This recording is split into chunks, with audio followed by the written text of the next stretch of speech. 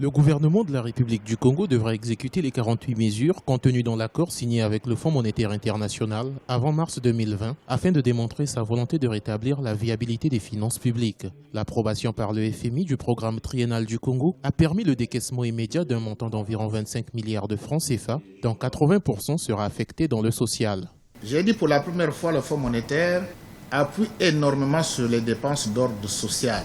C'est une sécurisation de stabilité sociale et politique aussi. Donc ces dépenses, ces 25 milliards de mise en bouche, elles sont déjà pratiquement affectées. On va soutenir certains secteurs sociaux comme la santé, où on nous dit qu'il manque de petites choses dans nos hôpitaux. Les autorités devraient poursuivre la mise en œuvre des mesures prévues au budget 2019 en mettant l'accent sur l'élargissement de l'assiette fiscale et le respect de la réglementation tout en protégeant les dépenses sociales en faveur de l'éducation, de la santé et des groupes vulnérables, y compris les programmes destinés aux femmes. Plusieurs inquiétudes pourraient être observées selon certaines analyses. On va vraiment entrer dans ce qu'on appelle la phase d'austérité. Il faut faire quelques sacrifices.